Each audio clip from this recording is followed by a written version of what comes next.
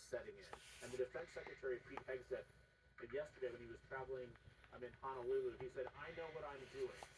Out of the blue, seemingly said, I know what I'm doing. That certainly is going to be a question that is raised by many members of Congress, likely many Democrats, because Republicans are certainly circling the wagons on this already. But this is the beginning of a very interesting day here at the White House. Again, the same playbook is likely to be played, but we don't know how it will all play out. Will the president lose any confidence in his team? It is certainly an embarrassment, he called it. The first big glitch of this administration. It seems like more than a glitch to most people reading this. All right, Jeff Zeleny, thank you. Alex Marquardt, both of you stand by for a minute. I want to point out two major things now have happened. Number one, now we've seen these text messages on the Signal Exchange as they transpired. And number two, it calls into question the last 24 hours of explanation from the White House, from the cabinet. They knew about they were on there. They know what was They were on there. They knew what happened. It's an extraordinary level of contention. You have to really squint to believe that these are not war plans. It casts doubt on what they have said publicly over the last 24 hours on this. With us, CNN Global Affairs analyst Kimberly Dozier, CNN military analyst, retired Air Force Colonel Cedric Leighton. And to that second point, Cedric, Pete Hegseth, the Secretary of Defense, said last night, they are not war plans. All day yesterday, this was not classified, yet now we have this exchange before us, 31 minutes before things launch, some 2 hours before bombs fall, with a level of detail of this is when the first bombs will definitely drop, and on who before they drop. What do you see here with your vast experience? John, I see a war plan, basically what we would colloquially call a war plan. These are actually operational plans. They are elements potentially of operations orders or op-ords in military terminology. And not only that, but we also are seeing the first version of a battle damage assessment report. So although it might not have beneath cover and the types of things that you would associate with an actual war plan that you get handed to you when you're studying something over the long term, it has all the elements of a war plan. And what that means is all of these elements mean that this stuff is classified. Full stop. There is no question this is classified. There is no question that anything that is said in these chats, basically boils down to something where what they're looking at is stuff happening in real time. The reason you classify things is that you want to protect sources and methods. You want to protect military operations, and you want to make sure that the people that are conducting those operations stay safe. And when you put this stuff on in an unsecured system, yes, it's encrypted, but it's a commercially available system. You really risk the lives of the people involved. So this is a very serious issue, and I think what we're seeing is the real stuff here, and it is would be considered classified in any normal read of this. classified in any normal read of this. Though we've heard from, again, we continue, let's see if it changes. It didn't, the feeling about this publicly has not changed in the immediate reaction from a Republican congressman who's a close ally of the White House, as just was speaking to us, Kim, but just your reaction, Kim, to what we've now seen, and what has happened in the last 24 hours. I have to agree with Cedric. When I've been embedded with troops, and they've been worried that we as journalists with them might share tactics, techniques, or procedures, something that they're about to do that would endanger them, all of the stuff in that chat would count as something we could not share or be kicked out of the embed. But having covered the intelligence community for years and having been subject of an FBI leak investigation myself, one of the things I learned was that classification authority goes to the head of whichever branch that intelligence comes from. So you could see the DNI Tulsi Gabbard and the CIA Director Ratcliffe yesterday setting up the legal argument that because Hegseth himself typed in most of those details into an unclassified chat, that by the act of doing that, he reduced those details from being classified to being just sensitive. So you could argue that you're not supposed to share something sensitive over unclassified channels, but I can already hear the government lawyers saying it's not something illegal that he did. He was just talking around the operation. So if any terrorist on the ground had gotten a heads up ahead of time of those texts, they would have had anti-aircraft trained at the sky to go after those warplanes, and they would take cover from those tomahawks. I do want to ask you, Colonel Layton. Kate had a really good conversation with the Ohio Congressman, Aaron Davidson. And he said something that I think sparked all of our interest, which was, well, perhaps they actually wanted to put a reporter on this particular text message saying, and I'm quoting here, there could be a case that it was intentionally released anyway. Does that jive with anything about how things should work when it comes to plans where they're about to strike a target?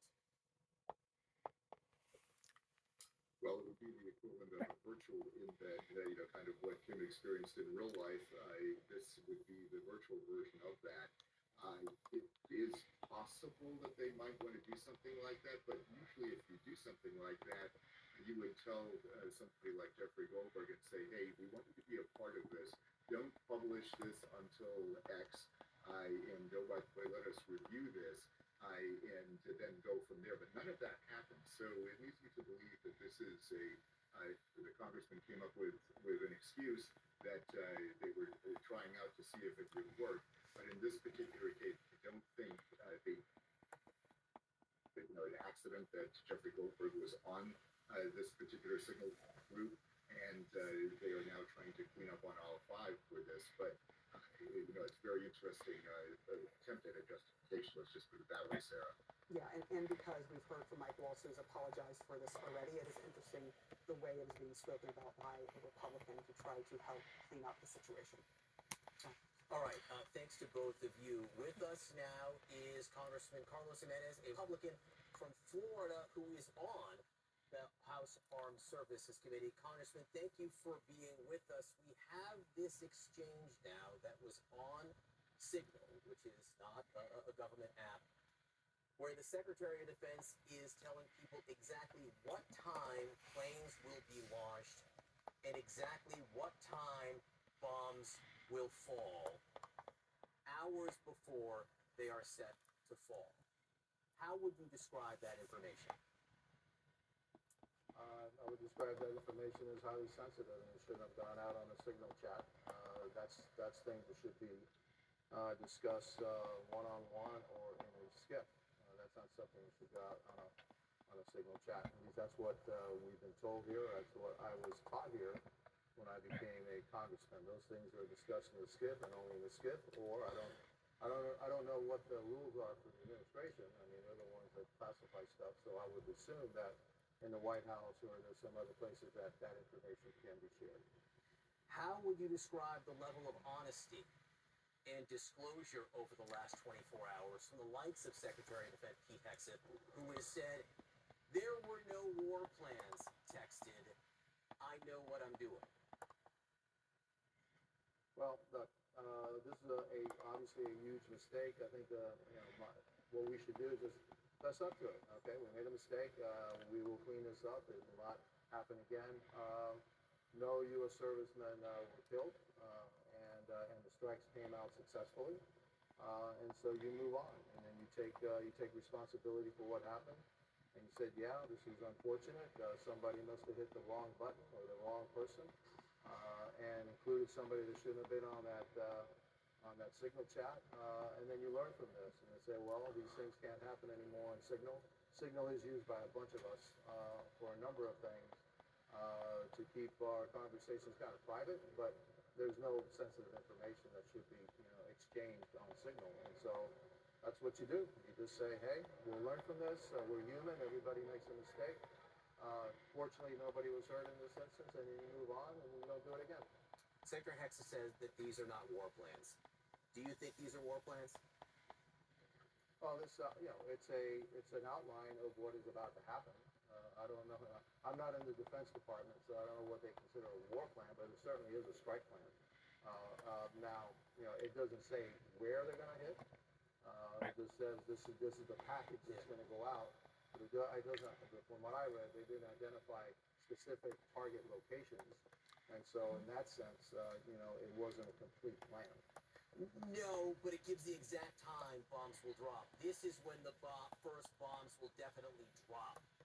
14, 15, it says. And we know from the previous exchange this is all about the Excuse me, Houthis. I said, Okay, hang on. I said that. I didn't say that but I didn't give you specific places that are gonna be bombed. Here's what I read, okay? And so No, it I doesn't. agree, yeah. But the They gave you the strike package, But but it tells you that the target's the Houthis. So that kind of narrows it down. So if Yeah. it were released, the entire No, Houthi not really. operation- No. Yeah, they're all over Yemen, okay? It narrows it down to a country, okay? It doesn't tell you, hey, we're gonna hit this particular village, this particular city, this particular target, this particular individual. That's what I was trying to get to. Does I it say, understand. here's the strike package and it's gonna go out? And that, bombs are gonna fall this time, but does it really tell you where exactly? When you're talking about Yemen, which is a country, it's not, not tied to any one specific location. Hey, it's a mistake. We own up to it. Like I said, own up to it. It's a mistake. Learn from it. Don't do it again. And fortunately, no U.S. servicemen were lost. And I think, from every indication that the bombing strike was a success. And so, again, we've got to move on. And I know that the president will take the steps to make sure it doesn't happen again. I mean, you learn from this, because we are human, and we move on.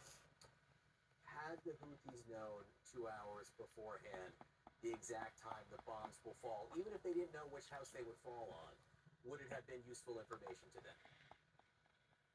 Probably. Because they'd say, hey, the bombs are about to fall somewhere on us in about 2 hours. Okay. So go hide somewhere or move from somewhere because somehow, some bombs are going to drop on our heads in about 2 hours. Sorry, So would buddy. it have been useful? Of course it's useful, all right? But fortunately, the reporter did not disclose that, didn't put it out, and the targets apparently were hit as they were intended to be hit. And so, again, yeah, I mean, I'm not telling you that this thing, that somehow it's okay that it happened. It shouldn't have happened. And again, you learn from your mistakes and make sure you don't do it again in the future. And I appreciate what you're saying here. Part of it's just common sense, right? Obviously, if they know beforehand, it would have been useful to them. And I appreciate the way you lay it out. You talk about the need to fess up and just move on. Has the last 24 hours of response from the White House been in that lane of what you call fessing up, admit the mistake, and moving on? Well, look, maybe the president didn't understand everything that was on that chat, and so again, he needs to look within his administration, try and get to the bottom of it, make sure it doesn't happen again, and then move on. And unlike Afghanistan, where 13 Marines were actually killed because of a botched operation, and nobody really took blame for that. I think we just move on. We made a mistake. Yes, admit it and go and move on. That's what we need to do. And fortunately, in this case, no service people were killed, and the targets were hit, and apparently successfully. So yeah, it was a mistake, but it didn't have tragic consequences. Well, at least not to America. It did have tragic consequences to the Houthis. Look, and thank God for that. Who should investigate Yeah, this? Who should investigate this at this point? Well, I think, Congress has a role to play in here. The House Armed Services Committee has a role to play here. And other committees of jurisdiction have a role to play. But I don't think there's anything here that needs to be, wow, there's some secret here. It's all pretty much in the open of what happened. I certainly can understand what happened and why it happened. And so I don't think this is going to take long to figure out who did what and how he got to be, that this reporter got to be on this lake. And so that's the one thing. If people are saying, hey, that reporter's not even on my phone, well, let's check that out. And how in the world did this reporter end up getting this information when he's not supposed to be on your phone. I can't put together a chat group on my phone unless the individuals are actually on the phone. I think that, you know, maybe that person is there and that Mike may not even know that he was there, put him there inadvertently, who knows, okay? That's what we need to find out. How did this person get in it? But also, the final thing is, hey, you're not supposed to have these kinds of conversations on a chat group. Get people together in a room, discuss it in a room, in a classified, you know, setting, when you have these kinds of discussions. I thought the discussions were fascinating, the different points of view. Kind of gets into the head of each of the individuals, and that there is discourse and there is discussion inside the administration, which, by the way, is a really good thing. You just don't want to have a bunch of people saying yes, yes, yes. There was disagreement in that group, and then the decision was made, and it was carried out. Constable Carlos Jimenez, we appreciate you coming on and sharing your thoughts in the free-flowing discussion this morning. Please come back. Thank you.